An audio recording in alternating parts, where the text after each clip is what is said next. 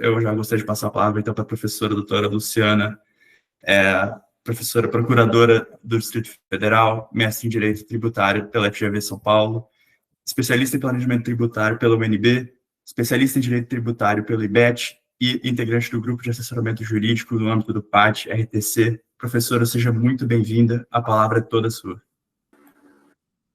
Boa noite, muito obrigada, Guilherme.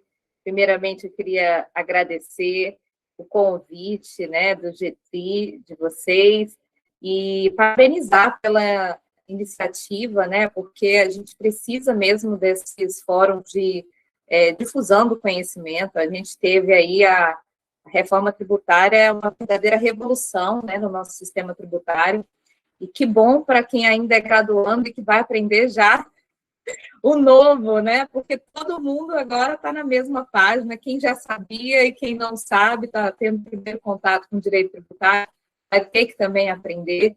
Então, é uma excelente oportunidade, né, para todo mundo agora que está. É basicamente isso, né? Assim, tá todo mundo na mesma página, então, quem se aprofundar primeiro, quem tiver aí disposto a estudar, vai sair na frente, né?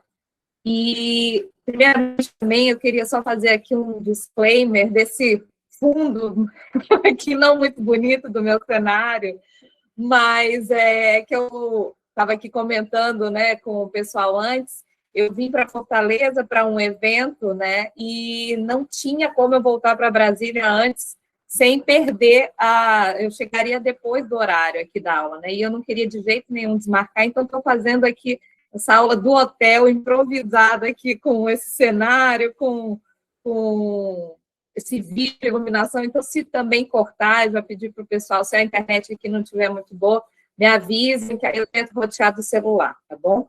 E hoje, gente, o tema que a gente vai tratar, para mim, é um tema, assim, é meu queridinho, né? Porque, afinal de contas, é uma grande mudança que a reforma tributária traz, é uma tecnologia, uma inovação, né, uma forma nova de se fazer cobrança de tributo, fiscalização, e que foi o tema do meu mestrado, né? Eu sugeri esse novo modelo de tributação quando eu fiz o mestrado na FGV São Paulo, ainda em 2020 a 2022, quando não se falava ainda nos projetos da reforma do split payment. E depois eu tive a grata felicidade, né, de ver aquelas sugestões ali feitas virarem uma realidade, pude participar, né, da implementação, da redação ali do PLP, né, dos PLPs que um já está aprovado, a Lei Complementar 214, de 2015, e do outro que foi ontem aprovado no Senado, né, o 108. Então, eu tenho aqui hoje uma tarefa, quase que uma questão de honra, que é fazer vocês se apaixonarem pelo direito tributário. Porque eu sei que existe um preconceito enorme com o direito tributário. O Paulo esteve aqui na última aula, ele é ótimo, ele é divertido, e ele fala, não, quem gosta de direito tributário tem um parafusinho a menos, né? E realmente todo mundo tem um quê hoje no evento, todo mundo é um evento aqui da CNI, da indústria, então tinha tema direito do trabalho, direito tributário, e todo mundo fala, nossa, direito tributário, não gosto nem de ver. Mas eu falo que isso é só quando você não conhece, porque depois ele vira um vício, você se apaixona por aquilo, sabe? Porque tributário está em tudo. Então, eu digo para vocês que hoje, assim, eu vou ficar muito feliz se sair daqui e eu já conquistar, arrebanhar alguns tributaristas para o nosso lado, tá? Então, eu vou fazer aqui um acordo com vocês, um combinado, que se eu desmistificar aqui para algum de vocês entenderem aqui o que é o split payment, que vocês vão jogar aqui nos comentários do YouTube que tributário é top, tá? Que eu quero ver quem que vai virar tributarista aqui, porque vocês vão ver que o negócio é bastante interessante e que a gente agora vai entrar num tributário totalmente digital. Então, eu vou começar aqui, gente. Eu vou compartilhar uma apresentação com vocês, tá? E eu gosto sempre de começar do zero, tá? Eu digo que, assim, deixa eu ver se eu acho aqui para compartilhar. Deixa eu só compartilhar. Peraí. Eu acho que eu não estou autorizada a compartilhar, tô? Vocês conseguem checar? Porque eu acho que o meu não tá. Ah, tá, não, tá sim, tá sim. Peraí, desculpa. Está habilitado, selecionar. Aí eu vou ficar sem ver vocês, infelizmente, porque eu tô só com uma tela. Começou a compartilhar? Não. Peraí. Ainda não, professora. Peraí. Porque eu tô só com uma tela aqui. Roteiro, audiência, tela inteira. Deixa eu ver. Roteiro. Não. O Meet precisa de permissão para compartilhar a tela. Verifique se seu navegador não está bloqueando. Ai, gente, espera aí. Isso aqui está fora da nossa... Deixa eu ver aqui. Ai. Não estou conseguindo compartilhar. Tela inteira. Vou botar aqui, pera.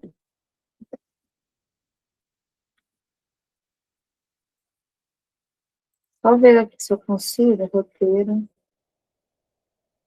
Professora, a gente, considerando que a gente tem os slides aqui, você prefere que nós façamos aqui a apresentação com você? Pode, então vai. Infelizmente vai ter que ser, porque Tranquilo. não está dando aqui, por alguma razão, o Meet não está deixando eu compartilhar. E como estou sem duas telas, volta só um slide. Um segundinho. Tá. Eu vou acompanhando aqui também no meu. Isso, pronto. Aí pode passar essa primeira tela. Pode passar, essa é a sua apresentação. Bom, então vamos lá. A primeira coisa que eu queria, assim, a mensagem que eu queria deixar, né, para vocês, eu só botar aqui que eu vou acompanhar também por aqui os slides, só para saber aqui a ordem no celular. Pronto. Aqui já está direitinho.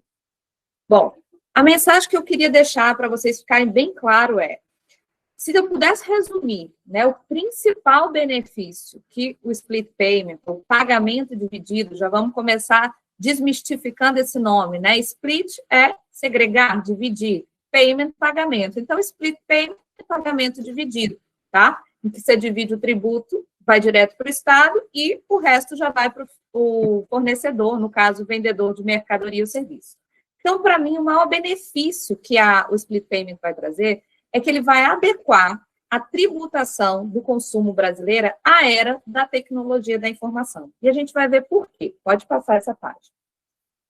Para a gente abordar por quê, eu fiz aqui um resumo da nossa apresentação para colocar todo mundo na mesma página. Quem nunca estudou tributário, quem nunca estudou IVA, que é o Imposto de Valor Agregado, para ficar todo mundo na mesma página e entender o porquê que o split payment é tão revolucionário para esse tipo de tributação. Então, eu vou primeiro abordar com vocês em que contexto surge a origem de um IVA, né? Quais são os objetivos de um IVA, da não cumulatividade. Depois disso, eu vou fazer um diagnóstico do IVA para dizer, será que os objetivos para os quais eles foram criados, Imposto de Valor Agregado, foram atingidos, tanto no Brasil quanto no mundo, ou não, né? O que acontece de falhas na implementação desses IVAs. E aí a gente vai fazer uma comparação, uma analogia de será que esses processos, a forma como a gente cobra os tributos de valor agregado, fiscaliza, ela ainda é compatível com a economia digital, com a forma como a gente comercializa bens e serviços?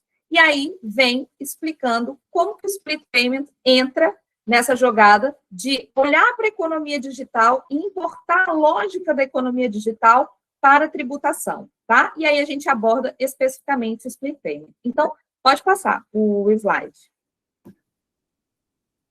Então, vamos lá. Aonde que surge, em que contexto surge a ideia e a primeira implementação em larga escala de um IVA ou Imposto de Valor Agregado? O IVA, ou Imposto de Valor Agregado, as ideias sobre um IVA, elas surgem no início do século passado, mas a primeira implementação mesmo surge na Europa ali na segunda metade do século passado, e ela tinha que contexto? O que ela entrou para substituir, né? Da mesma forma que agora nós estamos substituindo a nossa tributação, é preciso que a gente entenda em que contexto o IVA surge para substituir o quê e com qual objetivo. A Europa, naquela ocasião, tinha tributos plurifásicos, ou seja, incidentes em várias etapas, desde a produção até a comercialização, e cumulativos. O que significa um imposto cumulativo? Significa que eu comprei ali o couro de um fornecedor para fazer o sapato. Quando eu comprei aquele couro, eu paguei um imposto naquela mercadoria. No imposto cumulativo, o que eu pago de imposto na aquisição dos insumos para a minha atividade vira um custo da mercadoria, ou seja, eu não recupero aquele tributo. Por isso que se diz que o tributo vai acumulando ao longo da cadeia. Isso era muito ruim, especialmente porque a Europa queria criar um mercado comum europeu, né? E você, para criar uma área de livre comércio entre os países, você não podia exportar tributo. E quando você tem esse tributo se acumulando ao longo da cadeia, você acaba exportando o tributo, perdendo até a competitividade. Então, a ideia do novo tributo, que era o imposto não cumulativo ou de valor agregado, surge com esses 4 principais objetivos. O primeiro deles era a neutralidade, que vocês viram na aula passada, né, que o Paulo teve aqui, que ele já deu uma boa pincelada, uma boa explicada para vocês do que é a neutralidade. Então, eu vou aqui sintetizar, porque agora a neutralidade virou um princípio tributário, né, com a reforma. Quais são as 2 principais ideias e vertentes da neutralidade? A primeira delas é a vertente vertical, que eu chamo, da neutralidade, que é o quê? É evitar que o tributo afete a organização dos fatores de produção. O que é isso, Luciana? Por exemplo, lembra que eu falei que num tributo cumulativo, concorda comigo que se entre a fabricação de um sapato e a venda dele ao consumidor final existirem 10 etapas, esses tributos incidentes nessas 10 etapas vão ser somados como custo ao preço da mercadoria final. E, portanto, como esse é somado, eu tenho uma tendência, se eu tenho a possibilidade de concentrar essa produção em menos etapas, ou seja, verticalizar a produção, concentrar tudo em 2 a 3 etapas, eu consigo produzir e vender aquele sapato por um preço muito menor do que aquelas pessoas que precisam passar por 10 etapas, e com isso, o que eu estava fazendo? Eu estava afetando a organização dos donos dos fatores de produção, porque eu estava privilegiando aqueles que conseguiam concentrar a produção, né, estimulando que concentrasse a produção e comercialização em poucas etapas, e fazendo com que aqueles pequenos que não conseguiam fossem excluídos do mercado. Então, o tributo estava sendo um fator de influência na distribuição dos fatores de produção. Quando eu falo que, olha, independente se o sapato entre a fábrica e a compra pelo consumidor final vai ter 5 ou 10 etapas, o tributo proporcional que vai estar lá no preço final vai ser o mesmo, por quê? Porque eu estou sempre compensando o que eu já paguei e só tributando, portanto, o quê? O que eu acrescento, o que eu agrego na minha etapa, o que vai estar lá no produto final de tributo é o percentual do preço final da mercadoria, que é o mesmo se tiver 5 ou 10 etapas. Então, isso é uma vantagem do tributo não cumulativo em relação ao tributo cumulativo que existia. E a segunda grande vertente da neutralidade é a que a gente chama de horizontal, que é o quê? Também entre os comerciantes, entre os concorrentes, o tributo não é um diferencial concorrencial. Por quê? Porque ele é integralmente repassado ao consumidor. Ele é feito de tal forma que quem arca integralmente com aquele tributo é o consumidor. Portanto, o que vai fazer a diferença entre os concorrentes vai ser como ele faz a gestão operacional dele, se a marca dele é bem vista, enfim, são outros fatores que não o tributo. E a segunda e principal vantagem, que é a neutralidade e autofiscalização dos tributos não cumulativos em relação aos tributos cumulativos, é o seguinte: o que é a autofiscalização de um IVA? É que se, quando eu vendo a mercadoria, incide tributo, mas eu posso abater desse tributo que eu tenho a pagar na minha venda, o tributo que eu já paguei na etapa anterior, concorda comigo que eu tenho um estímulo econômico a fiscalizar se o meu fornecedor vai emitir a nota, vai registrar tudo bonitinho para mim, porque isso afeta o meu direito e o quanto eu vou pagar para o Estado, coisa que não acontece no tributo cumulativo, concorda? Porque tanto fez, tanto faz, se o meu fornecedor pagou, recolheu o tributo, emitiu nota ou não, eu não vou me ressarcir daquilo, então eu pouco estou ligando para aquilo. Então, tá tudo bem, gente? Escutei uma voz, tá tudo certo? Beleza. Então, essa era a segunda grande vantagem de um IVA em relação aos impostos cumulativos. O terceiro objetivo era desonerar as exportações, como eu falei para vocês, e ter mais transparência fiscal, para ter a questão da cidadania. Por quê? No tributo cumulativo, como eu disse para vocês, a gente não sabe que está pagando, naquele preço da mercadoria, um monte de tributo acumulado na cadeia. E a partir do momento em que o tributo é destacado, né, e que você sabe, em cada etapa, quanto você está pagando, tem uma questão de cidadania fiscal, maior transparência. Então, esses eram os grandes objetivos da criação de um IVA. Pode passar o slide. Aí, agora, a gente vai se perguntar, e será que, na hora de implementar a teoria, é maravilhosa? Esse tributo é, assim, realmente incremental em relação àquilo que a gente tinha ali de tributo cumulativo.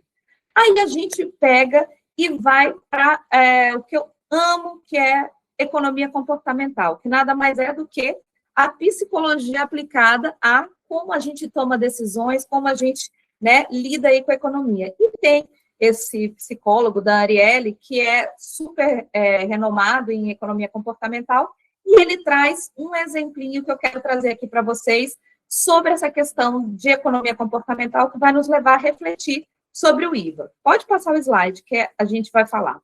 O que é o exemplo que ele dá? É um exemplo que se chama o jogo do bem. Como é que funciona o jogo do bem? Alguém criou a seguinte regra para o jogo do bem. O jogo do bem vai funcionar da seguinte forma.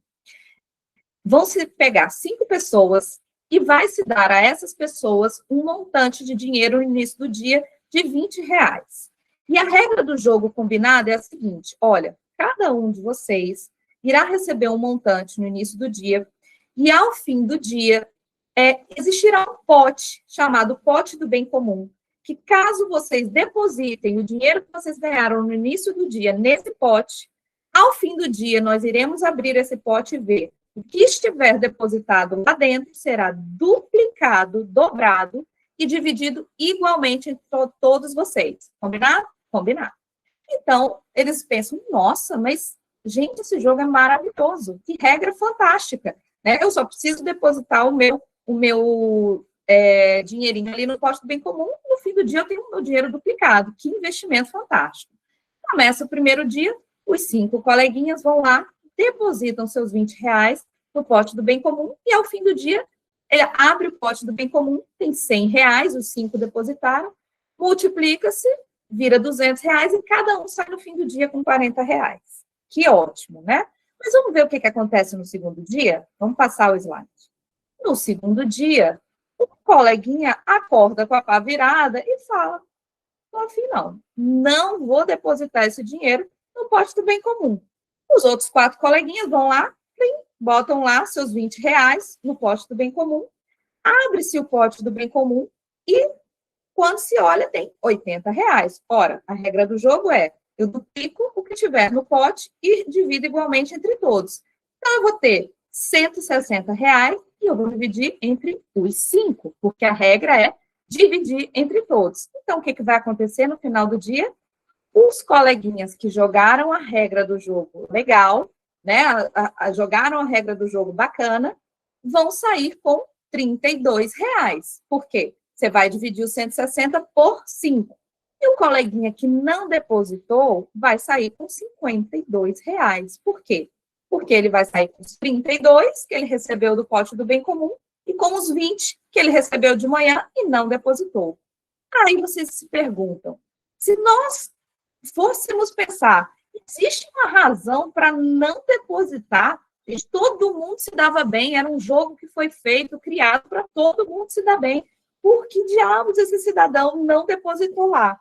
Porque nós somos previsivelmente racionais, como fala o livro, e tomamos decisões baseadas em outras questões, em emoções, em querer, às vezes, se dar melhor do que o outro, nós não somos absolutamente lógicos e racionais. E aí, o que acontece?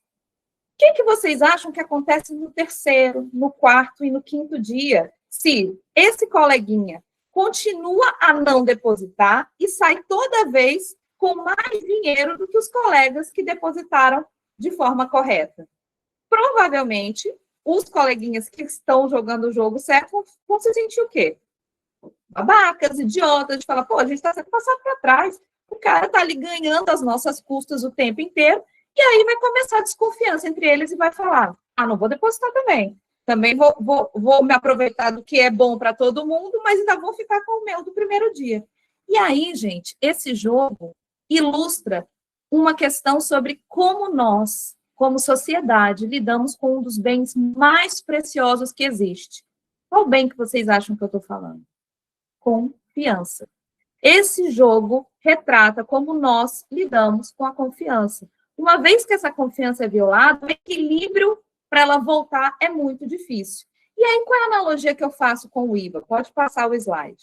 É que, na teoria, toda a concepção do IVA, como eu disse para vocês, era para ser bom para todo mundo. Vocês concordam? Se o tributo não é para onerar o comerciante, exclusivamente o consumidor. Ele pode abater o que ele já pagou da etapa anterior, ou seja, é para ser neutro, é para não cheirar nem feder para ele. Entrou, saiu e vai ser ressarcido.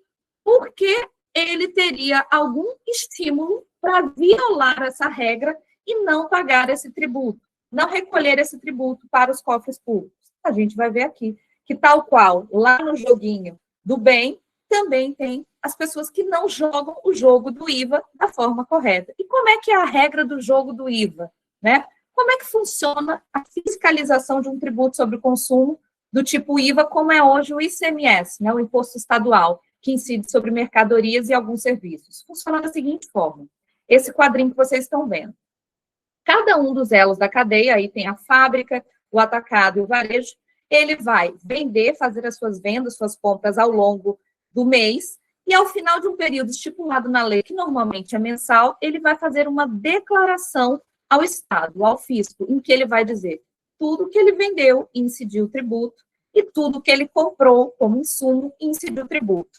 Então, o que ele vendeu incidiu o tributo, a gente chama de ICMS débito, né? São o IVA débito, né? É o que está que ele deve. E o que ele comprou e incidiu o tributo é o crédito. E aí ele vai recolher ao Estado a diferença entre o tributo incidente nas vendas dele e o que ele tem de crédito das etapas anteriores. Recolhe só a diferença. Acontece, gente, que assim como aquele joguinho do bem, tem dois coleguinhas aqui que jogam esse jogo do IVA de forma a deturpar completamente a neutralidade. Pode passar o slide que eu vou mostrar para vocês quem são esses jogadores que não jogam a regrinha certa. O primeiro deles chama-se nota fria ou crédito fictício. O que é isso? Lembra que eu falei para vocês que você pode abater o tributo que você pagou na etapa anterior, né?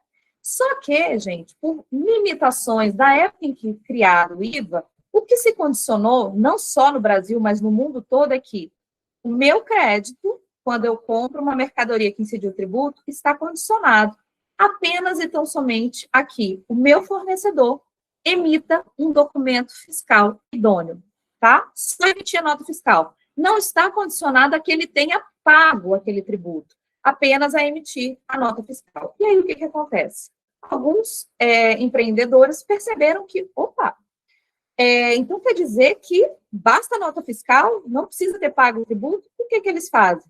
Esquemas sofisticados de empresas, que a gente chama de empresas de laranja, empresas fantasmas, que elas pedem a autorização da Secretaria de Fazendas para funcionar, emitem notas documentalmente verdadeiras, só que com sócios que são absolutamente laranjas e com operações que nunca aconteceram. Ou seja, só existe nota, mas nunca circulou mercadoria e nunca circulou dinheiro. Por que alguns empreendedores fazem isso? Para diminuir o tributo dele a pagar. Então, por exemplo, eu tenho um supermercado, vez ou outra vocês devem ver as notícias aí, desbaratando o esquema de fraude grande, de créditos frios, notas frias. É isso, é o quê?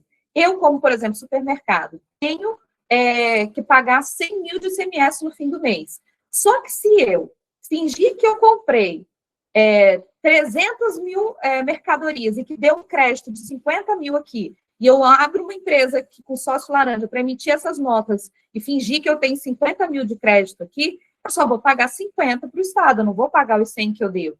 Então, ele resolve fraudar essa neutralidade por meio de créditos falsos. Essa é a primeira fraude, que é um rombo na arrecadação dos estados. Qual é a segunda fraude, gente? Na última etapa da cadeia, não tem crédito, você vende ao consumidor final, né? Então, é só o consumidor final que paga o preço da mercadoria no qual está embutido o ICMS, no caso o IVA, e você tem que recolher aquele montante que você já cobrou do consumidor para o Estado. Mas o que faz o devedor contumaz? Ele cobra, onera bonitinho o consumidor vai lá, paga pelo preço do arroz, do feijão, tudo com o tributo, com o ICMS, entra no cofre da empresa, esse tributo, ele declara para o Estado, mas fala assim, não vou te pagar não. E não vou te pagar mesmo, vou ficar aqui uns 5 anos sem pagar. Por quê? Porque eu sei que a única coisa que o Estado pode fazer contra mim, se eu declarei e não paguei, é ajuizar uma execução fiscal. Uma execução fiscal que hoje corresponde, gente, ao meio mais ineficiente, mais caro de se cobrar um tributo. Por quê? Porque a execução fiscal não passa, nem mal vezes passa da citação, e na hora que ele vai no patrimônio da empresa, simplesmente não tem nada. Por quê? Porque quem declara e não paga, não deixa nada no patrimônio da empresa. E existia uma súmula do STJ que falava mero inadimplemento não gera responsabilização dos sócios gerentes. Só que isso aqui não se trata de mero inadimplemento, gente, se trata de uma estratégia concorrencial para tirar os bons players do mercado. Lembra aqueles bonitinhos lá que estavam jogando bonitinho? É quem paga, quem cobra do consumidor o ICMS e recolhe normalmente ao Estado. Mas o bonitão que não bota o dinheiro no cofre público é quem cobra do consumidor final e não repassa ao Estado. E aí, o que ele faz? Ele quebra aquela neutralidade concorrencial que eu falei para vocês. Por quê? Porque ele pratica preços impraticáveis, que ele está se financiando desse montante de ICMS que deveria estar sendo repassado ao Estado, até porque a gente não pode esquecer que o STF decidiu, no que se chamou a tese do século, que o ICMS não é faturamento da empresa, e por isso nem podia compor a base de cálculo do PIS e COFINS, que incide sobre faturamento. O STF disse com todas as letras garrafais, é mero ingresso de caixa sobre o qual a empresa não tem disponibilidade. Então, como é que ele vai, pega, cobra do consumidor, fica com aquele dinheiro e não repassa ao Estado, e quebra toda a neutralidade concorrencial? Então, pode passar o slide. Foi que, trabalhando exatamente esse caso, pode passar só mais um. Mais um, depois eu volto. Só para a gente não perder o gancho do devedor contumaz. Esse caso de devedor contumaz, gente, eu como procuradora de Estado, era algo que me irritava profundamente, porque eu falava, gente, o empresário honesto que joga a regra do jogo certo está se lascando. Por quê? Porque ele não consegue concorrer com quem faz de dever para o Estado. A própria... Ixi, travou, né, gente? Alô? Tudo certinho, Travou? professora. Ah, tá certo? Tudo certinho.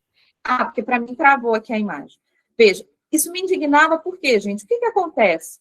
Se tem uma pessoa devendo recorrentemente, o que acabava acontecendo? O Estado, via execução fiscal, não dava em absolutamente nada, né? Principalmente porque não podia responsabilizar patrimônio do sócio, e ele só tem duas alternativas. Ou ele faz refinanciamento de dívida, perdoa todas as multas e tal, para que consiga reaver aquele tributo, e mesmo assim, eu digo para vocês, os devedores contumados, nem isso eles entram, nesses refis da vida. Ou, o que resta a ele? Ele vai continuar sendo demandado como Estado por creche, saúde, medicamento, não vai poder parar de fornecer. Ele tem que fazer o quê? Subir a alíquota, subir o preço do tributo. Isso prejudica quem? Todo mundo. Por quê? A sociedade, né, que vai estar pagando mais caro e que já pagou aquele tributo no preço da mercadoria e que o cara não repassou, e os bons players. Por quê? Porque os bons players não conseguem jogar esse jogo. E aí foi que, tratando esse caso do devedor contumaz no Supremo, eu atuei com as procuradorias como amicus curiae para dizer que quem faz disso uma prática comercial recorrente de declarar e não pagar, sim, comete o crime de apropriação indébita tributária.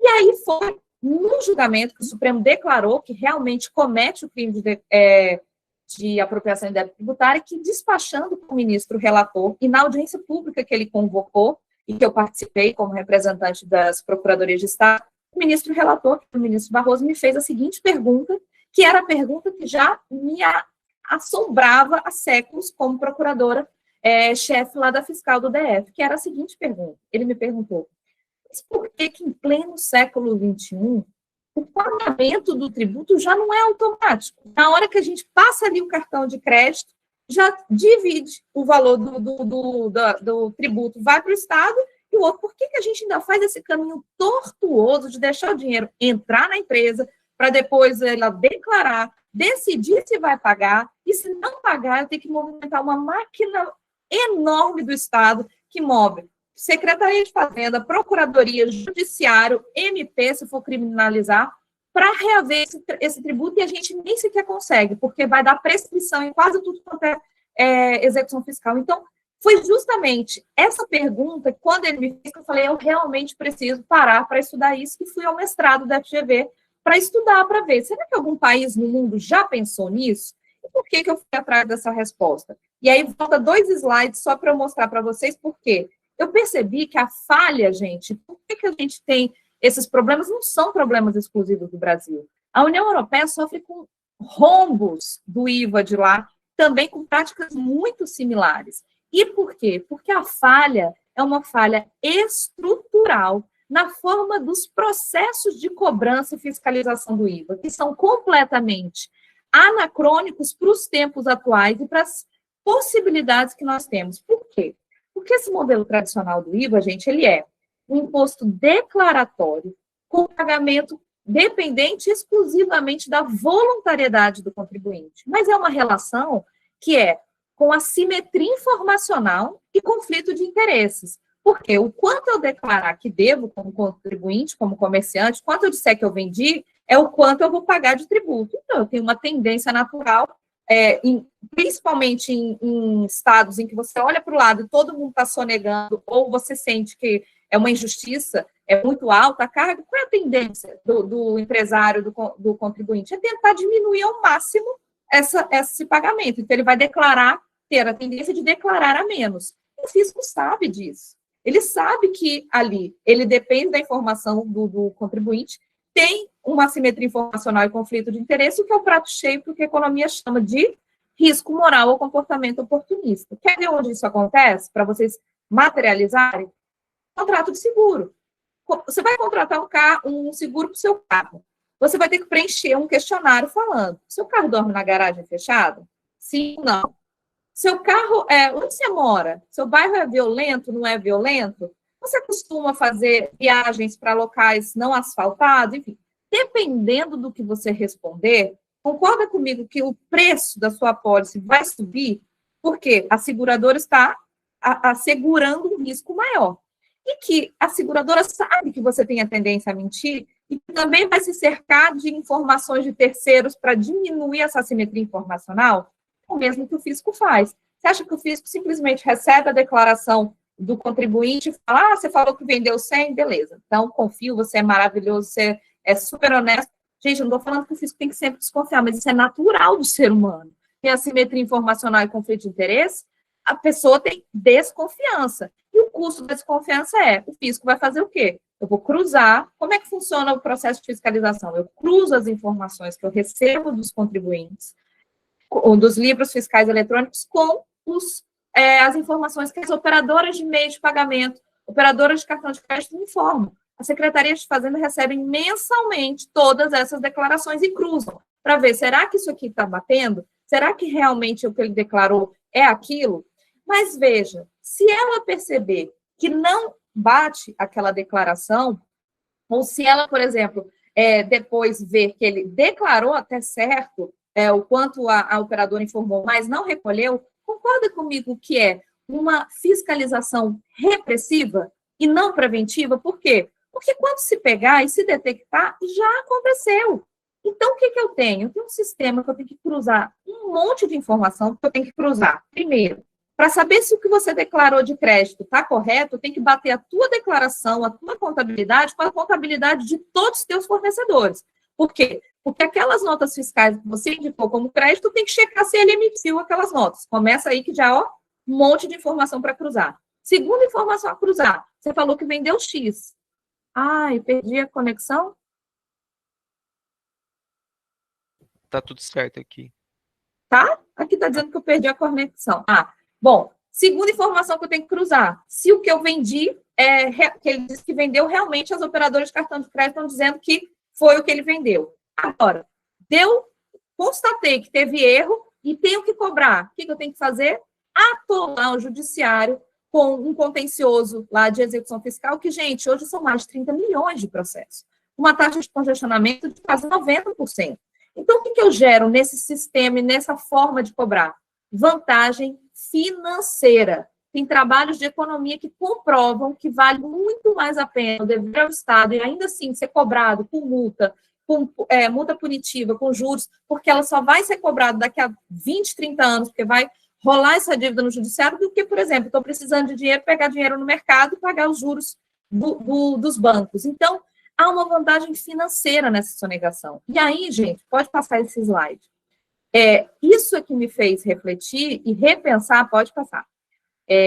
Passa mais um.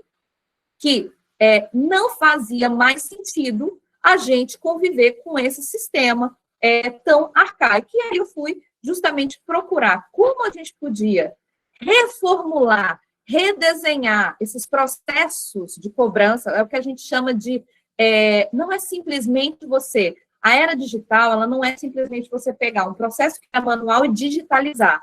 Você tem que partir do potencial do que hoje é possível com a tecnologia e reorganizar todos os processos em torno disso. Então, o objetivo que eu tinha era pesquisar como não depender dessa confiança, digamos, ética no comportamento dos contribuintes. Aí pode passar o slide. Por quê? Porque qual é o paralelo que eu faço? E se naquele jogo do bem lá, a gente falasse, olha, eu não vou esperar o comportamento se cada um vai depositar ou não no pote do bem comum. Eu vou simplesmente fazer assim. Em vez de eu entregar o dinheiro na mão, eu vou depositar na conta de cada um no início do dia. E no fim do dia, eu automaticamente transfiro, como regra do sistema, para o pote do bem comum e todo mundo ganha seu duplicado. Concorda comigo que, sem depender do comportamento, de saber como cada um vai agir, eu atingi o objetivo lá do jogo do bem, porque eu acabei programando? Então, passa mais um slide. O que eu comecei a pensar? E se a neutralidade do IVA e essa confiança fosse provida por tecnologia e não por um comportamento ético? Por quê?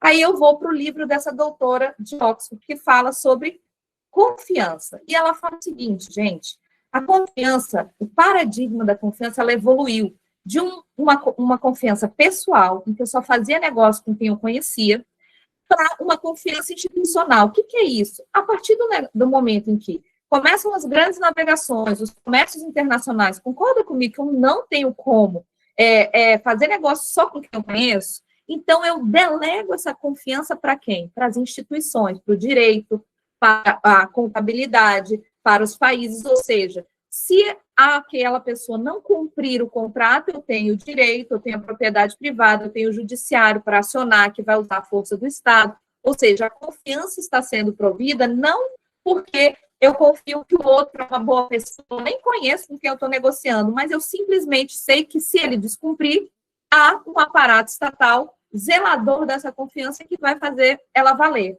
Só que a gente já evoluiu na era digital para uma outra confiança que não é dependente do aparato estatal ou de um zelador dessa confiança, que é a tecnologia.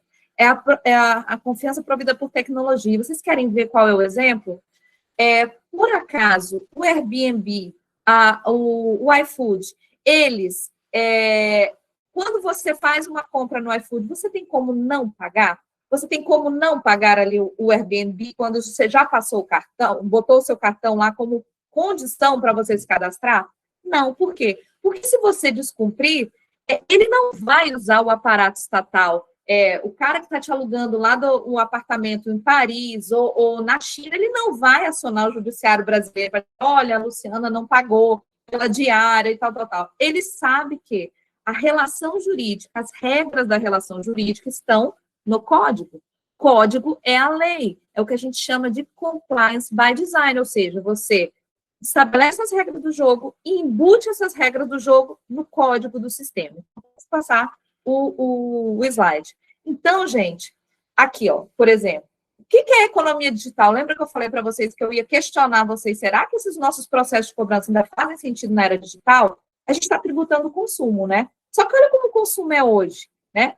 Vocês já consumiram alguma do serviço dessas empresas? Eu tenho certeza que já, né? Do Uber, Airbnb, Amazon, pode passar o slide. Aí a pergunta que eu faço para vocês, será que há 10 anos atrás, né? E aí é muito perigoso fazer essas 10 anos com vocês que são muito jovens, porque outro dia na UNB eu fui dar esse exemplo e falei há 15 anos atrás.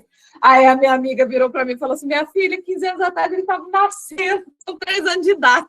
Eu falei, realmente, há um gap geracional, né? Aí eu falei, será que os pais de vocês alugariam a casa para um estrangeiro, né? Sendo que eles nem sabiam quem era o estrangeiro que vinha para cá ou não? Mas por que hoje se aluga tão fácil uma casa de praia para um estrangeiro, ou você vai para a Disney e aluga um apartamento numa boa? Será que vocês passaram a conhecer essas pessoas? Será que vocês também acham que não, se ele não cumprir, eu vou lá nos Estados Unidos, aciono ele e está tudo certo? Eu vou contratar um advogado? Claro que não. O que mudou foi que agora a confiança está embutida ali no código. As relações jurídicas, o trato que vocês fizeram já está ali no código. Então, pode pular o slide. Então, gente, isso mostra que quando os IVAs, a forma de cobrar e fiscalizar o IVA foi criado, na segunda metade do século passado, olha o contexto. Mercados nacionais e regionais, pagamentos em dinheiro, a escolha do comerciante como responsável pelo recolhimento fazia todo sentido, era mais fácil do que fiscalizar vários consumidores, apesar do tributo buscar a capacidade contributiva de quem? Do consumidor. É o ciclo de riqueza que eu estou buscando, é o do consumidor.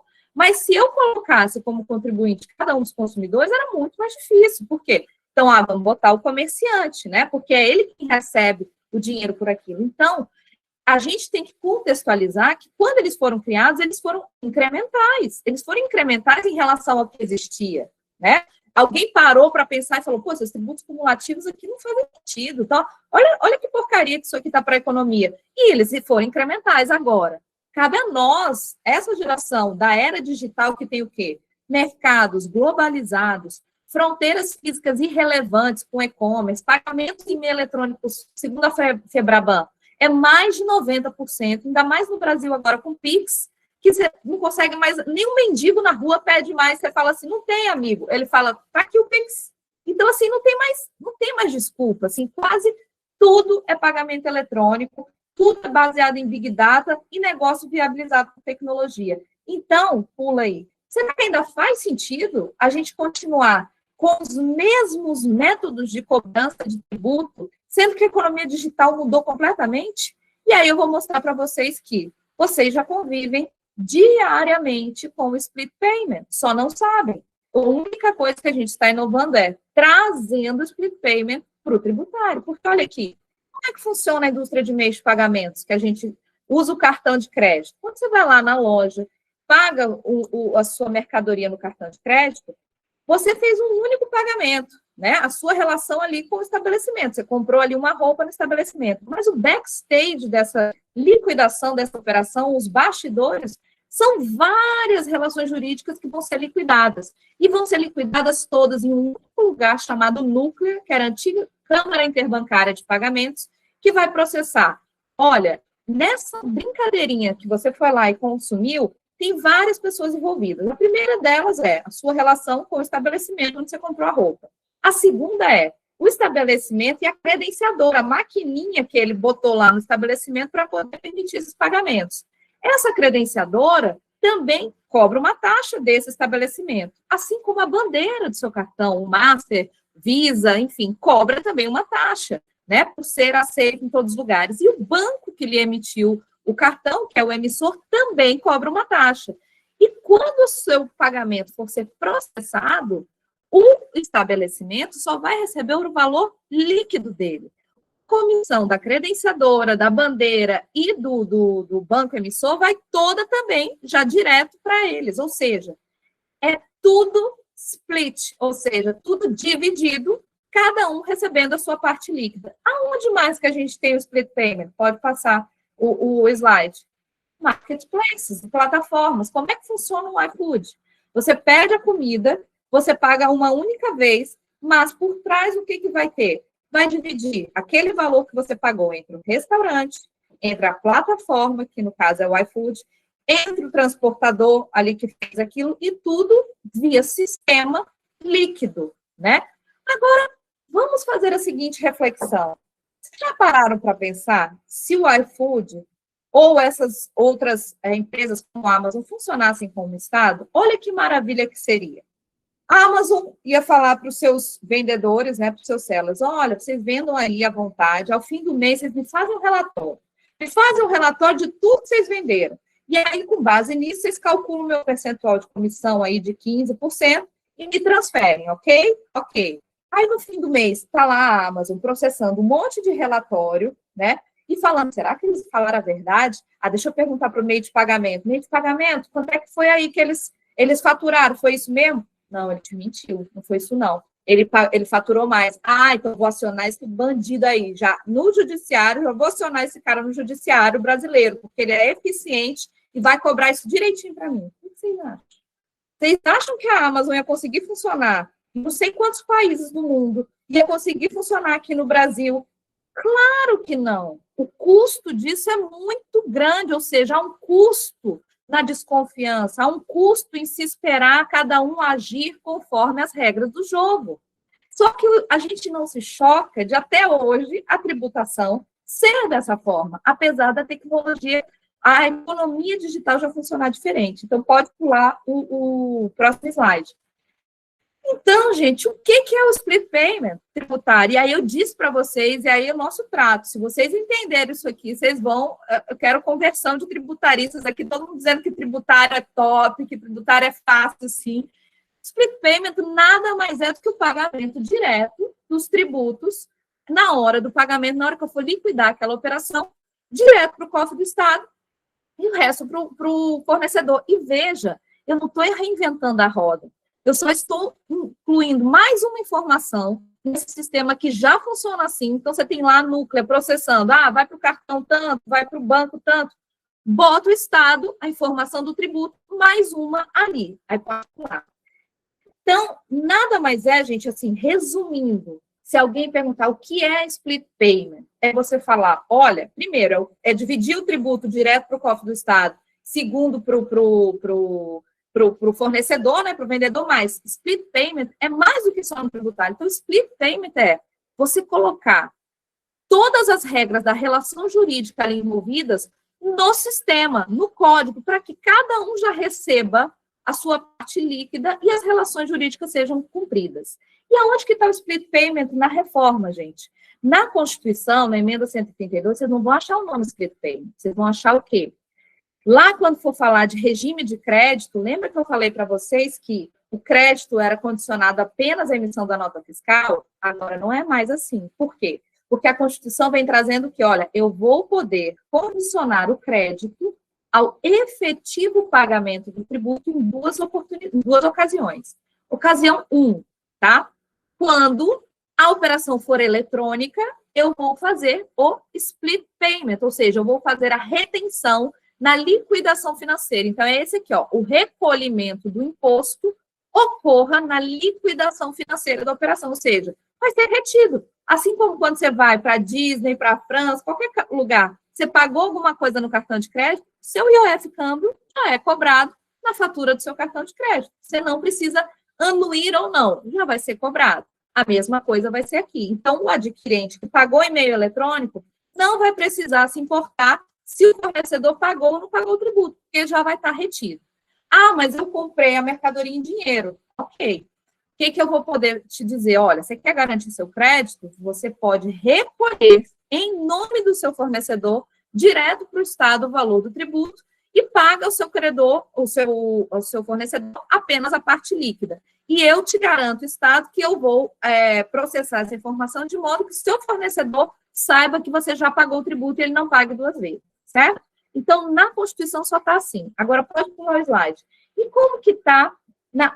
Eu vou falar desse slide, então, porque a gente tem mais tempo aqui, tem uma liberdadezinha, mas deixa eu só contar aqui para vocês. Então, vocês devem estar perguntando, cara, mas por que ninguém pensou, então, nisso antes? É tão simples assim e tal? E eu vou falar para vocês por que não. Quando eu tratei do split payment ainda em 2020 a 2022, fui pesquisar no mundo se alguém já tinha feito essa ideia, se isso era uma coisa na minha cabeça, porque parecia tão óbvio que eu falava, não, é possível que ninguém tenha feito. Só que no Brasil, quais eram os dificultadores para a gente fazer isso? O ICMS, da forma como ele é hoje, gente, ele tem tanta exceção. Por exemplo, o crédito, ele não é crédito, não dá crédito tudo que você compra, não, tá? Isso é uma mentira. O que dá crédito era o que eles chamavam de crédito físico, ou seja, eu vou dar um exemplo bem tosco para vocês entenderem, mas é a verdade. Por exemplo, se é uma fábrica de sapato, né? Tudo aquilo que você comprou que entra no sapato, ou seja, que entra na produção do sapato, dava crédito, ou seja, o couro, a cola, o cadastro, essas coisas davam crédito.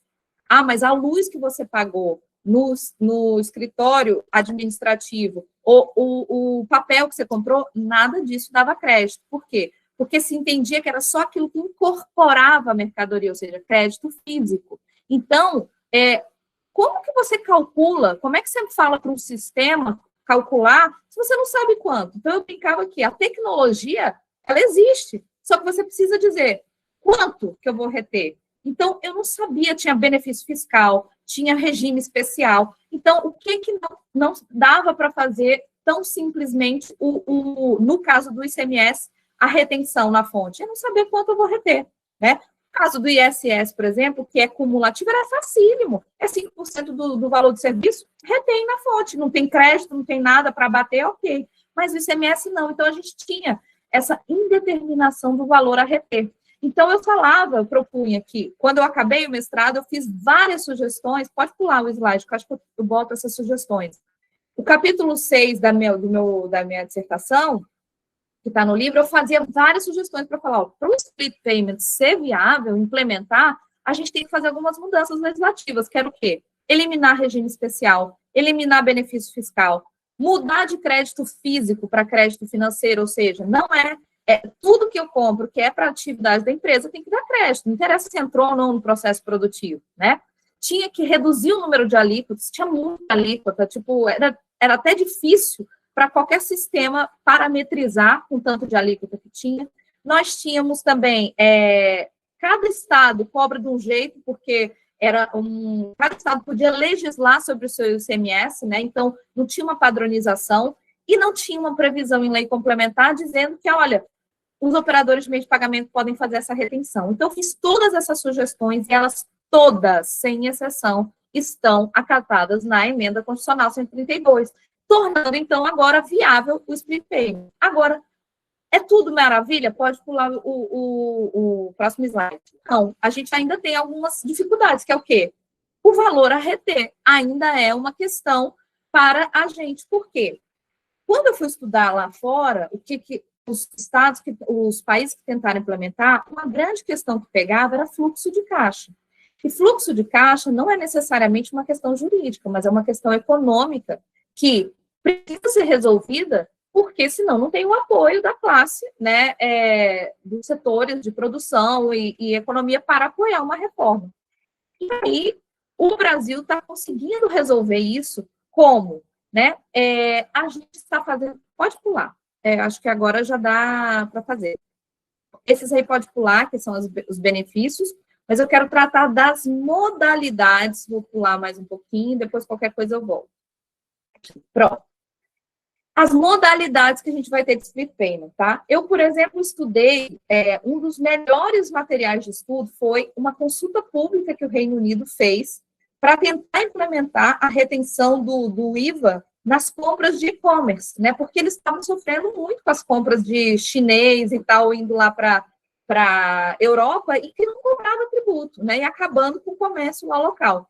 Então, eles estudaram muito isso, e lá eles tinham várias sugestões. Qual valor a gente vai reter? Vamos reter um valor fixo e depois a gente faz o ajuste? Vamos reter um valor que é uma média que aquela empresa tem recolhido ao longo do tempo? E, baseado nessas experiências, eu fiz algumas sugestões.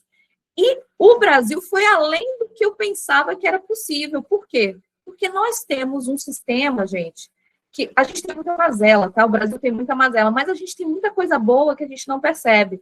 E quando eu comecei a levar os trabalhos internacionais, uma das coisas mais elogiadas do Brasil é o nosso sistema de reporte fiscal, né? Nossa nota fiscal ali em tempo real, isso não é uma realidade, nem na Europa, tá? Muito país da Europa ainda nem tem. É nota fiscal ali, manual, não tem nada do que a gente tem. E outra grande questão que nós temos é o nosso sistema bancário.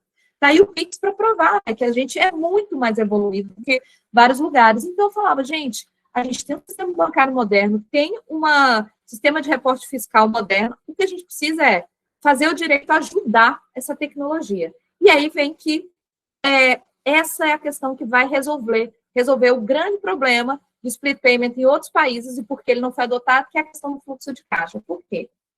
Lembra que eu falei para vocês que o comerciante hoje só recolhe a diferença entre o que ele vendeu e incidiu o tributo e aquilo que ele tem de crédito? Então, se ele vendeu e tinha 100 de ICMS a pagar e tinha 50 de crédito, ele só desembolsa para o Estado 50. E ele só desembolsa no fim do mês. Então, ele trabalha com esse dinheiro que ele recebeu ali ao longo do mês. Então, aquilo ali é um fluxo de caixa que ele tem que ele ia perder. Por que ele ia perder? Porque os split payments estrangeiros, né, digamos, dos outros países, eles faziam o quê? Qual o valor a reter? O valor da nota, ou seja, o valor da venda. É 100, então eu vou reter 100. E só vou devolver o crédito daqui a um mês, ou seja, invertia o fluxo. O Estado é que ficava com o dinheiro, apesar de que qual é a base de cálculo do tributo? O valor da operação. Então, por isso que eu dizia, não é um problema jurídico. Desde que eu devolva depois, eu continuo sendo um tributo não cumulativo, mas eu tenho um problema econômico, que é o fluxo de caixa. E como é que o Brasil está resolvendo isso? É uma tecnologia. Pelo fato dele conseguir ter reporte fiscal e meio de pagamento conectado. Agora, a nota fiscal vai ter uma identificação única que conecta o do pagamento, ou seja, não tem pagamento sem o reporte fiscal equivalente. E aí, o que vai ser feito? Primeira modalidade e objetivo final da reforma de split payment. O que eles chamam de split payment super inteligente, tá? Ou inteligente. Como é que ele vai funcionar? Ele vai funcionar retendo apenas a diferença. Como, Luciana? Da seguinte forma. Vocês já foram no posto de gasolina e pagaram gasolina com o aplicativo, em vez de pagar no cartão de crédito? Como é que funciona lá? Eu faço isso direto porque dá cashback, né? Você pagou no aplicativo, por exemplo, paguei 250 de gasolina, volta às vezes ali R$10. Aí o que acontece? Quando eu vou no posto na segunda vez, eu falo, quero abastecer 250. Aí ele me pergunta, no cartão, no dinheiro ou no aplicativo? Eu falo, no aplicativo. Quando eu abro o meu aplicativo, o aplicativo vai perguntar, você quer usar os seus R$10 de crédito ou você quer pagar 250 mesmo? Eu falo, não, eu quero pagar com o meu crédito. Então, eu só vou desembolsar quanto? 240. Exatamente o que o split payment inteligente vai fazer. O que ele vai fazer? Na hora que o meio de pagamento for processar a liquidação daquela operação, ele vai consultar a Receita Federal e o Comitê Gestor, falando, olha, eu estou processando a operação tal, ID tal, relativa à nota fiscal lá. O que está na nota fiscal é que eu tenho que incidiu nessa nota fiscal R$100 de ICMS. Mas estou te perguntando aqui, ele tem crédito? Aí o Comitê Gestor e a Receita Federal vão responder via sistema, como se fosse o app que a gente está lá no posto de gasolina. Tem sim, Luciana tem R$50 de crédito ICMS. Então beleza, então só vou reter 50, a diferença, ou seja, eu só consigo fazer isso e os outros países não conseguiram fazer, tá? Então tenham muito cuidado quando vê aquela galera e fala assim, eu tenho pavor de gente que fala de direito comparado lendo 2 artigos de jornal. eu posso falar para vocês que, assim, eu estudei muito, todos, li muita coisa, foram 2 anos de mestrado estudando os modelos, e lá ninguém teria essa possibilidade de fazer esse cruzamento, tá? Porque não tem a tecnologia, não tem a estrutura para fazer isso em tempo ali quase que real, né? Então, a gente vai conseguir, como objetivo final, fazer isso. Mas aí vocês podem me perguntar, não, mas isso é o objetivo final, isso aí vai ter que ser um baita sistema robusto de tecnologia. Vai ser, mas eu estou falando para vocês assim, o Serpro e as empresas de meio de pagamento, a gente tem os melhores, assim, não é sendo poliana, totalmente otimista, não, isso é real.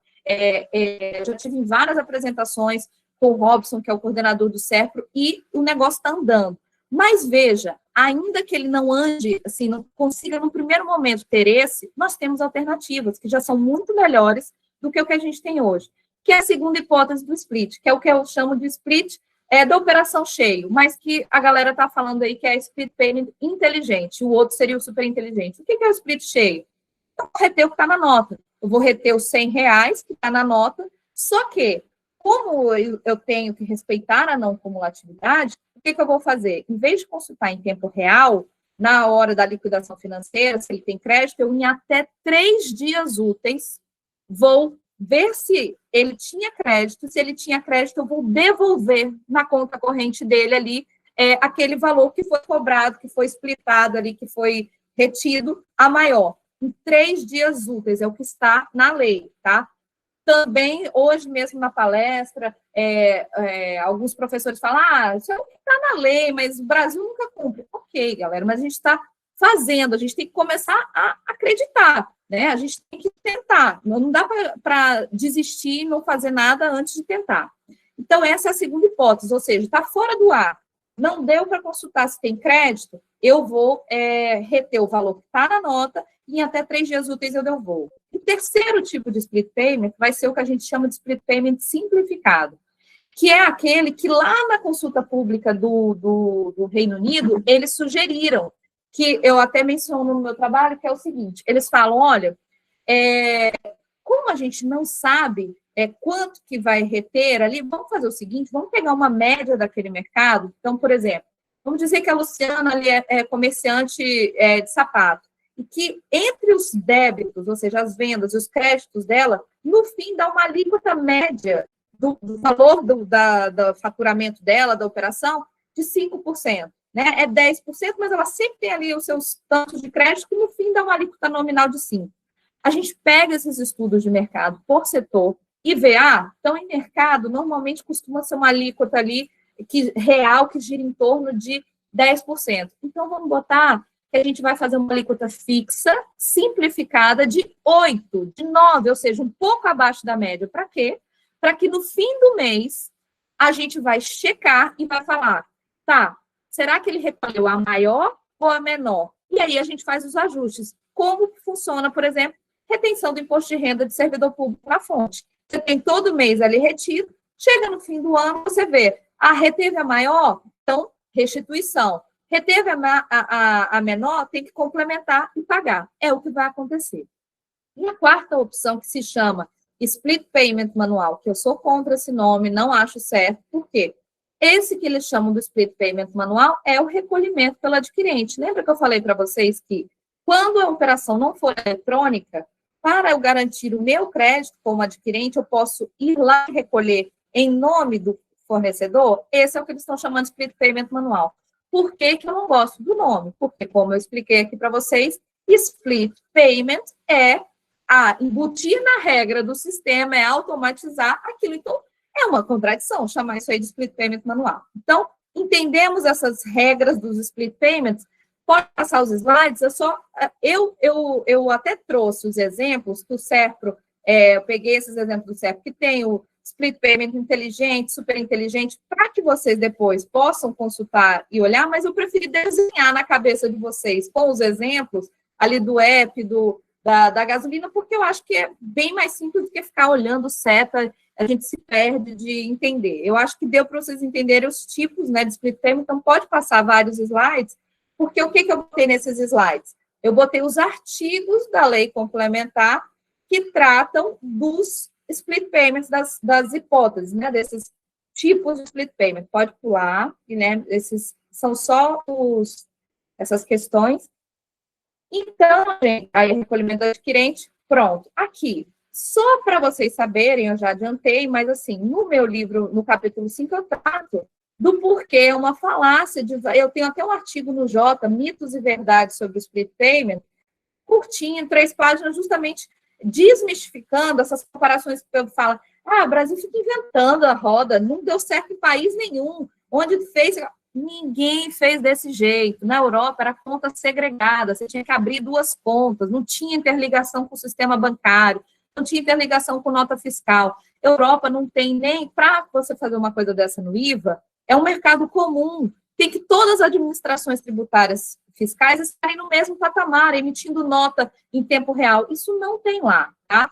Pode pular. E por exemplo, não é uma coisa inédita, por exemplo, a Argentina, por incrível que pareça, todos esses países aqui já retêm em cartão de crédito o IVA, mas em alíquotas fixas, tá? Não fazem naquele patamar que já é muito melhor, tá, gente? Em alguns setores que tem alta evasão, reter qualquer tipo de alíquota fixa, já é melhor do que nada. Você não elimina todo aquele processo, mas já evita a sonegação total e evita também aquela questão das notas frias que eu falei para vocês, de notas que só existem, mas não tem operação. Então, pode pular.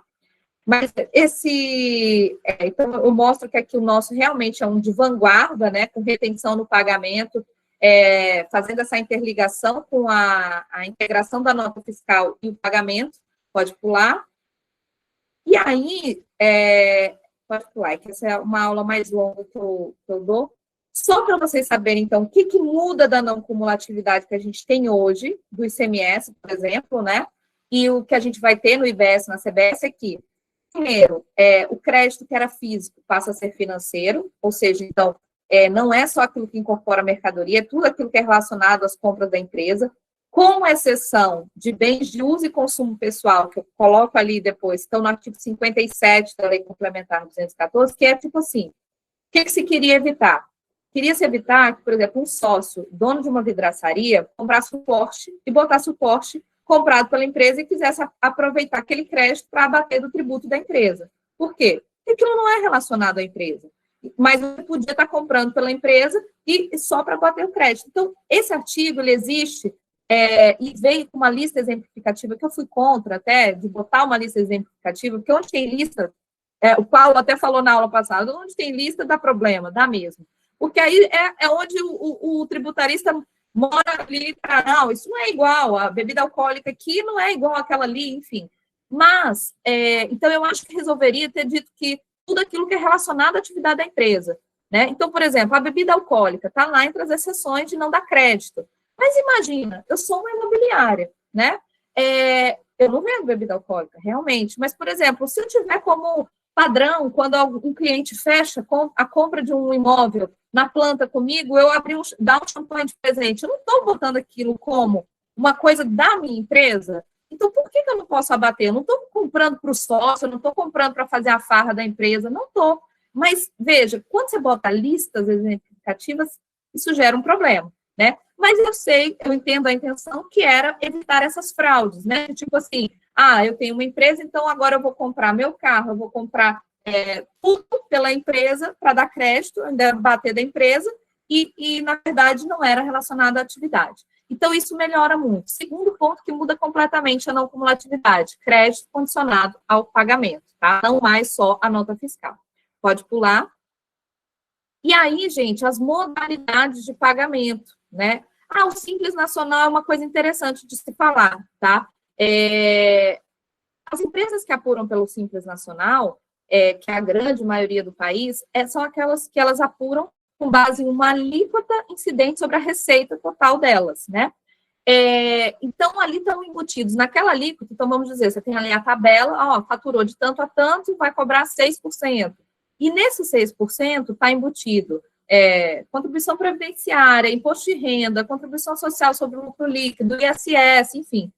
E o que vai poder ser feito? Vocês concordam comigo que a partir de agora, que o IBS e a CBS, eles englobam tudo, serviço, mercadoria, tudo dá crédito, o que pode acontecer de, por exemplo, eu sou uma empresa grande que apura o meu ICMS normal, no caso vai ser o IBS, pelo regime normal. Só que o meu fornecedor, de, sei lá, a etiquetinha que eu colo no meu produto é uma microempresa e ela apura pelo Simples, quando eu compro dela, por ela não pagar o ICMS, e no caso agora vai ser o IBS, no regime normal, aquela compra hoje não gera crédito para mim. Por quê? Porque ela não paga o ICMS no mesmo percentual que todo mundo que está no normal. Ele paga um percentualzinho embutido naquele 6% ali que vai incidir sobre a receita total. Mas isso poderia gerar o quê? Um problema para as microempresas, das pessoas não quererem comprar delas porque vai ficar mais caro, porque eu não consigo aproveitar o crédito daquilo que eu paguei. Então, e também para elas, por exemplo, para as microempresas, também poderia pensar em ser favorável tudo que elas comprarem a bater crédito, mas para isso elas precisavam apurar o ICMS, no caso agora o IBS e a CBS, pelo regime normal. Então, o que a Constituição, agora a emenda constitucional permitiu? Você é do Simples Nacional? Você tem a seguinte possibilidade: quero ficar tudo como está, não quero apurar o IBS e a CBS pelo regime normal. Então, o que vai acontecer? Quem comprar de você vai poder aproveitar crédito, mas proporcional ao que está dentro dali dos 6% da receita, que é relativa ao IBS e CBS. Ou seja, vamos lá, dessa alíquota de 6%, vamos dizer que 1,5% quer dizer a soma do IBS e da CBS. É esse montante que o seu comprador vai poder abater, tá? Agora, não, eu quero também participar, eu quero continuar no Simples Nacional com relação a todos os outros tributos, ou seja, imposto de renda, contribuição social sobre o lucro líquido, etc. e tal, mas no tocante ao IBS e à CBS, eu quero ficar no regime normal, porque eu quero aproveitar crédito quando eu comprar as coisas. Pode também. Aí, o que vai fazer? Vai pegar aquela alíquota lá de 6% sua, que você incidiu sobre a receita, tirar o IBS e a CBS, então você vai recolher lá 4,2, sei lá, que é relativo a todos os outros tributos, e no tocante ao IBS e a CBS, ela recolhe normal. E aí, quando ela recolhe normal, o que acontece? Quando ela compra de alguém e aquilo incidiu IBS e CBS, ela pode gerar crédito. E quando alguém comprar dela, também, o fornecedor vai gerar o crédito normal. Então, essa é uma opção que foi feita para que o Simples Nacional não fosse prejudicado, tá bom? Pode passar. E aqui, só para a gente terminar, gente, as novas modalidades, então, de extinção do crédito, né, do pagamento, que agora você tem várias possibilidades. Então, que fala? Você vai poder pagar seu tributo com créditos que você tem, né, do mês anterior. Você vai poder pagar com o split payment, que é o recolhimento na liquidação financeira.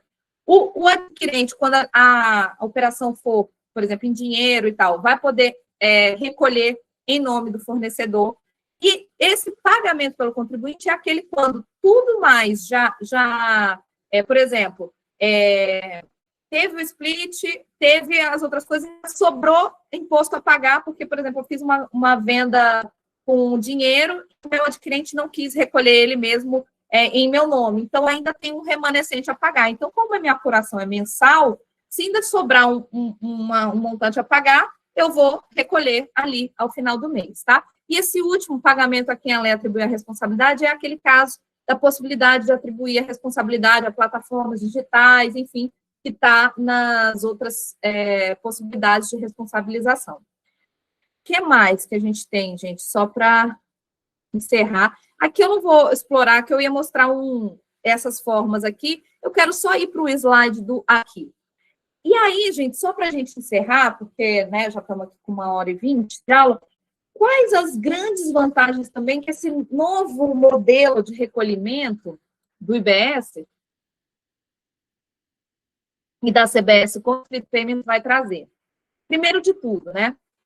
Vocês já devem ter visto em aulas anteriores que agora não existe mais o imposto de cada estado e cada município, né? É um só para todos eles, a mesma regra, e a arrecadação vai ser centralizada no comitê gestor, né? Então, isso para o contribuinte é muito bom, porque ele não tem que ficar sabendo as obrigações acessórias, fazer 1000 declarações para cada município que ele atua, para cada estado que ele atua, né? Cumprir as exigências. Vai ser uma regra só e um recolhimento só. E veja, no caso do ICMS, as apurações eram por estabelecimento. Então, você imagina, você tem um supermercado, uma rede de drogarias. Antes era cada drogaria, cada estabelecimento tinha sua contabilidade de débito e crédito, e apurava e cobrava, o Estado cobrava de cada estabelecimento. Com o IBS e a CBS, a apuração passa a ser globalizada entre matriz e filiais. Então, o que vai acontecer? Eu tenho, sei lá, 10 filiais aqui em Brasília de drogarias. Eu posso apurar todos os débitos e créditos consolidados por um único CNPJ da matriz, porque passa a ser digamos, do grupo, né, da matriz e filial. Isso é uma grande mudança também. Segunda questão, gente, hoje, o que se gasta de tempo com obrigação acessória, você tem que emitir nota, depois você tem que transferir todas essas notas para uma declaração num livro fiscal eletrônico, no sistema de cada uma das secretarias de fazenda, de acordo com as regras, e se tiver qualquer erro na transposição dessas informações, você pode ser punido, etc. e tal. A partir de agora, olha como vai simplificar para o comerciante, ele vai poder concentrar seus esforços na atividade central dele. Justamente porque a gente vai automatizar tudo isso de nota fiscal, ele só vai ter que emitir a nota. Por quê? Ele emitiu a nota, com base nas declarações que ele prestou, o fisco vai entregar para ele uma declaração pré-preenchida, falando, olha, segundo aqui, tem emitido aqui no seu CNPJ de compras suas, essas aqui, que te geraram tanto de crédito. Nas suas vendas, eu tenho registrado isso aqui, que você emitiu de nota. Ó, o que está dando aqui é que você vendeu tanto, comprou tanto, esse é o teu montante aqui a pagar. Tá certo? Não tá? Você tem um prazo para falar que está certo ou não está. Se não falar nada, é uma homologação tácita. Se falar que está errado, você vai ter um processo de correção. Isso vai ser muito similar ao que a gente já tem hoje em aonde? Declaração do imposto de renda pessoa física. Já funciona assim, não é? Por exemplo, eu sou servidora pública. Lá já chega a minha fonte pagadora, todas as minhas fontes pagadoras já chega lá dizendo, olha, procuradoria te pagou tanto, tanto, tanto, você foi no médico XYZ, que emitiu a nota em seu nome, já está aqui das suas despesas de saúde, eu basicamente tenho que ali checar, será que faltou alguma nota de despesa de saúde que eu tenho que acrescentar e tal? Se não, minha declaração já está praticamente pronta, apertar um botão e mandar. Isso, gente, é um ganho absurdo em termos de compliance, conformidade para as empresas, tá? Então, acho que é isso que eu tinha para dizer. E aí, agora, também, vai ser um único domicílio fiscal unificado para a União, tanto para a CBS quanto para a IBS, ou seja, União e Estados, né, no caso, e municípios, vão ter que conversar e fazer essa gestão compartilhada. Pode pular, deixa eu ver se tem mais alguma coisa que eu não estou lembrando. Isso aqui é só, para curiosidade, eu deixei no material, pode pular tudo. Só para vocês saberem o material do CERPRO que mostra a plataforma, como é que vai fazendo. Isso aqui também são algumas regrinhas de não cumulatividade, que eu não vou aprofundar aqui, não, mostrando que bens de capital vai ter mudança, né? Por exemplo, antes, quando comprava máquina para a indústria, não dava esse crédito, foi postergado eternamente esse crédito, e agora não, você vai ter a possibilidade de se creditar integralmente de bens do ativo permanente para incentivar o investimento na indústria nacional. Pode pular. Vamos botar lá no slide dos livros, só para mostrar para vocês aqui, gente, caso vocês tenham curiosidade de... Aqui é só aqueles que eu falei, as exceções para vocês, né, o que é bem considerado de uso e consumo, né, bebida alcoólica, joias, etc. e tal, desde que a sua atividade fim não seja essa aí. E aí eu queria só dar a última aqui, caso vocês queiram se aprofundar um pouco mais sobre split payment, entender, assim, de onde que surge, que isso não é uma invencionice, isso tem um objetivo, tem uma aderência a como a economia digital funciona, tem um objetivo de resolver esses problemas de devedor contumaz, notas frias. Eu tenho 2 artigos, né, publicados na FGV, que é das dissertações, né, que foram feitas, a gente transforma em artigo, e aí está nessa aqui dos trabalhos... sem óculos, premiados de, acho que é 2022, essa edição. E eu tenho esse mesmo artigo nesse Reforma Tributária, e tem o meu livro também, caso eu mandei um artigo também para vocês, né? Eu mandei para o GTRI para distribuir para vocês, para os alunos, que é esse artigo aqui que está nessa revista da FGV. Pode pular. E aí, gente, é isso que eu tinha para tratar com vocês. Eu espero que eu tenha conseguido deixar vocês um pouco menos assustados com o direito tributário, vendo que, assim, quando a gente entende ali as razões, a gente traz, por exemplo, da nossa vida concreta, que não é esse bicho de 7 cabeças, tem muita coisa? Tem muita coisa, porque a gente acaba tendo que dominar muitas áreas, né, como o Paulo falou na última aula, né, para entender do direito tributário, eu tenho que entender o que é um leasing, o que é um financiamento para poder classificá-lo ali tributariamente. Mas é uma área apaixonante, eu acho que, assim, o momento é incrível para vocês que ainda, por exemplo, estão na graduação ou que estão pensando em fazer uma especialização, gente, porque, veja, quando acontecem essas revoluções, essas grandes mudanças, são oportunidades de todo mundo estar ali na mesma página, porque às vezes é até mais difícil quem já está na área há muito tempo desapegar dos conceitos, né, tradicionais ali e tentar ficar pensando novo com a cabeça do velho, que não dá certo, né? E vocês já vão ter essa oportunidade de entrar no novo, de conhecer o novo, tá? Então, adoro falar principalmente o pessoal da graduação, porque eu acho que vocês têm um universo aí pela frente, e eu quero cada vez mais que a gente tenha tributaristas voltem a ser, né?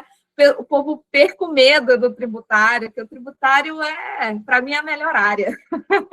Disparado. E muito obrigada, gente. Espero que eu tenha descomplicado um pouquinho aí para vocês a reforma tributária. Professora, nós que agradecemos imensamente essa explicação. Eu acho que um sentimento geral que nós tivemos com a reforma tributária é como é que vai funcionar o split payments, que é uma coisa muito diferente, que a gente não estava, enfim, visualizando ainda.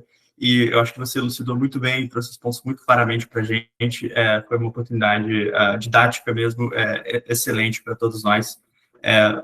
Antes de iniciar com perguntas, professora, se você tiver o tempo e a disposição, eu só queria lembrar também o pessoal aqui da live, que a gente já deve estar correndo agora a lista de presença pelo YouTube.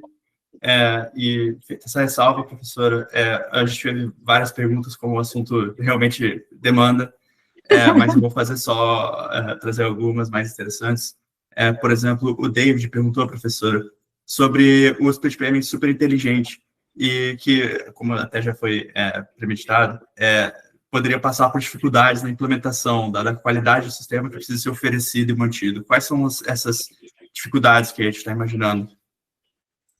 Isso, tanto é que, assim, a dificuldade é porque é um número enorme de informação a processar, né, assim, o Robson, que é o coordenador do CERP, ele fala em uma questão de 8 bilhões de documentos a serem processados, apesar de, assim, o Brasil, ele tem uma experiência grande, tanto no âmbito bancário quanto financeiro, só que agora é uma união dessas duas informações, então, assim, realmente, como eu falei para vocês, o split payment super inteligente, né, chamado, ele é, como se diz, a etapa final que se almeja chegar. E justamente porque tudo que envolve tecnologia, você tem que fazer primeiro um MVP ali para testar, né, um mínimo produto viável.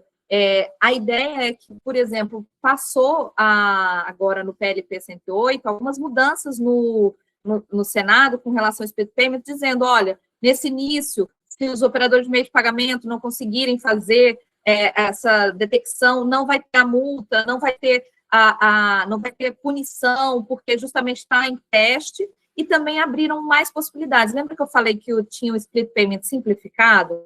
O split payment simplificado, antes era só para operações B2C, ou seja, consumidor final, mas eles já estão admitindo a possibilidade de ser também nas operações entre contribuintes, justamente por quê? Porque é uma alíquota fixa, né? Você calcula ali uma média, que aí resolve aquele problema que eu falei para vocês, não quebra tanto o fluxo de caixa, porque se eu estou pegando a média do que já era arrecadado, jogando um pouco abaixo, concorda comigo que eu vou ter um ajuste fino?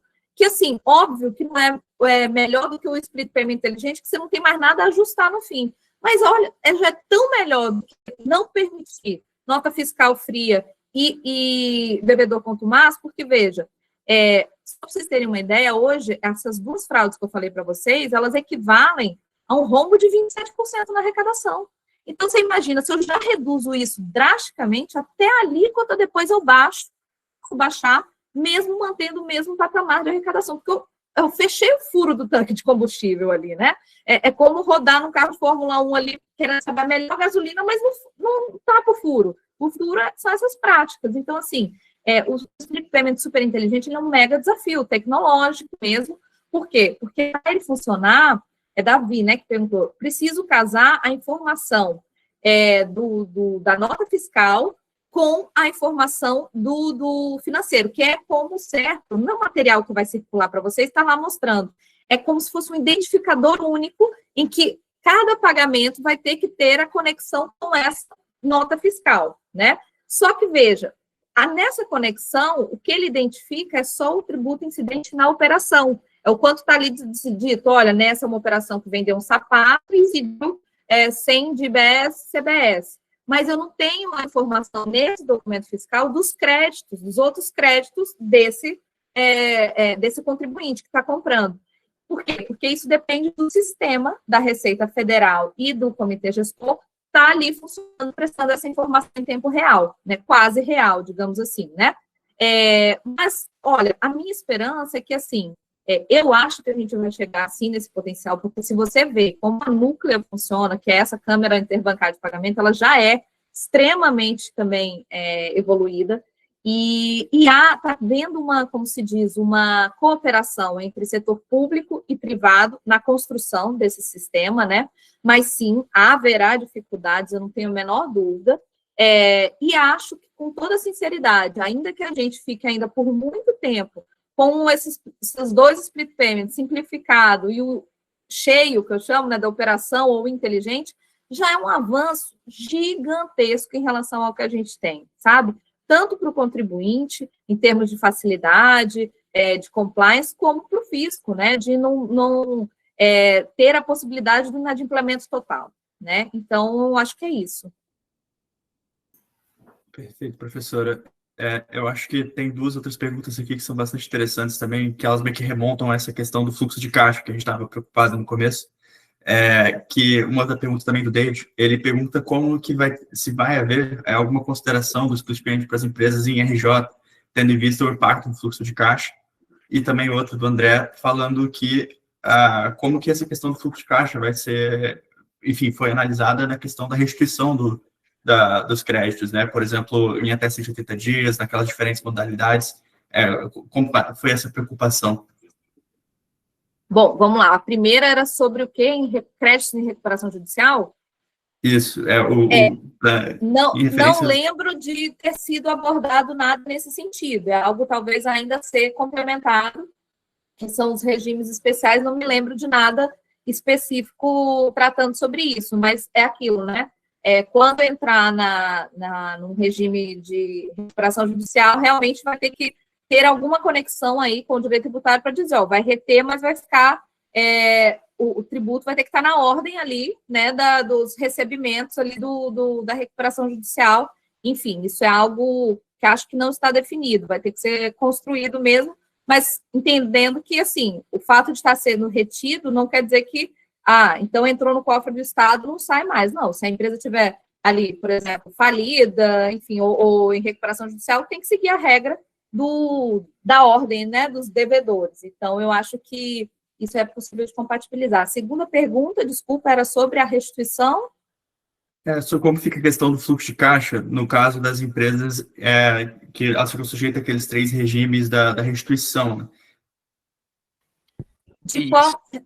Você diz o do 3 dias úteis, da restituição, quando retém o inteligente, ou é outra situação? Qual é a situação? Só para eu entender. Naquela questão, professora, que a lei disciplina, né, o prazo de 30 dias, 60 ou até 180 dias. E em complemento, também, como ficaria aquela questão de empresas que não possuem a saída de bens ou serviços tributados? Como que elas fariam para se organizar? Tá. Não, é porque o que acontece? É que outra coisa que foi uma vantagem é que, por exemplo, empresas hoje que são, por exemplo, exportadoras, né? Que acumulam muito crédito, porque as saídas delas não são tributadas, mas elas adquirem muito insumo, hoje era quase um calote mesmo que o Estado dava, acumulando aquele tanto de crédito, né? Que, inclusive, nos estados exportadores, porque, veja, os estados exportadores sofriam com isso, porque, imagina, vou dar um exemplo aqui, Pará, ou algum que exporta muito minério de ferro, enfim. O que acontecia? Os exportadores, a operação realizada no estado dele, vendendo para fora, não incidia ICMS. Mas aqueles exportadores apresentavam um monte de crédito ICMS para compensar em relação àquele estado. Então, esses estados exportadores, a Constituição falava, olha, você tem que ser ressarcido pela União, porque o não tributar exportação é uma questão de soberania nacional, é uma questão de competitividade nacional. Isso nunca era feito. Teve que ser resolvido numa ADO, perante o STF, a DO 25, num acordo. Então, tanto as empresas não recuperavam, quanto os estados exportadores se prejudicavam. Então, agora, o que traz de diferente é que, por exemplo, as empresas que não têm saídas tributáveis e que ficam com esses créditos acumulados, elas vão poder receber em dinheiro, né? Eles vão poder receber esse montante. Agora, o que a gente tem aí de... Agora também tem a questão dos créditos, os saldos credores de ICMS que vão ser compensados, digamos aí, com os de IBS, né, ao longo de tempo, tem lá 240 meses, também tem esse. Mas de fluxo de caixa da empresa, digamos, do dia a dia, o que se está prometendo é que, se for implementado não o split payment super inteligente, sim o inteligente, vai ser devolvido em até 3 dias úteis. Por que eu acho que vai melhorar para os contribuintes a restituição de créditos, tá? Porque antes, gente, o crédito estava no cofre do Estado.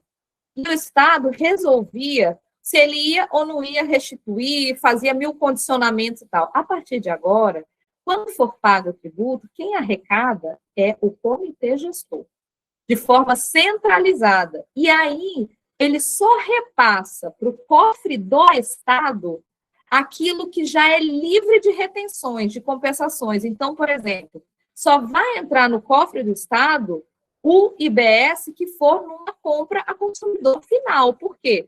Porque naquelas compras ali B2B, que vão gerar crédito e alguém vai pleitear aquele crédito, o comitê gestor vai reter aquele montante, porque depois ele vai ter que dar aquele crédito para o contribuinte. Então, como não vai ficar mais no cofre do Estado, e sim no cofre do comitê gestor que vai fazer essa distribuição, eu acho que tende a melhorar, né? Tanto a questão de realmente ter o crédito, e justamente porque se você vai estar tendo retenções, o fluxo de caixa, o Estado vai estar com aquele, o Estado, no caso, o comitê gestor, vai estar com aquele montante. Então, até para ele restituir, vai ficar melhor, a meu ver, assim, tudo, vamos ver como é que vai se dar na prática, né? Porque entre o mundo do dever ser e a realidade existe a implementação. Tudo tende a crer pela legislação que vai ser melhor do que hoje, né? Mas vamos ver aí no futuro. Professora, eu acho que aqui das perguntas é isso. Muito obrigado pela aula, foi extremamente explicativa, extremamente expositiva, e eu não tenho a menor dúvida que muitos dos nossos 70 ou mais espectadores que estavam aqui pelo YouTube vão sair mais tributaristas, mais engajados, como a professora prometeu. Que Muito bom! obrigado. Que bom, eu que agradeço mais uma vez o convite. Espero ter convertido muita gente aí de descomplicar esse direito tributário e ver que é uma oportunidade muito grande, que quem se acelerar aí um pouquinho para estudar vai ter muita oportunidade, né? Assim, as empresas, os escritórios estão ávidos por pessoas que estão entendendo a reforma, né? Então, a minha dica que eu deixo para todo mundo aqui não deixem para depois, sabe? Aproveitem o momento, aproveitem a oportunidade, saiam na frente, se capacitem, porque as portas vão estar aí abertas para aqueles que estiverem mais inteirados da reforma. E muito obrigada e parabéns pela iniciativa. Obrigado, Muito professor. obrigado, professora. Boa noite, gente. Boa noite. Boa noite, gente. Encerro aqui. Então, pode deixar para a gente aqui, professora. Acabamos de encerrar, professora, a transmissão.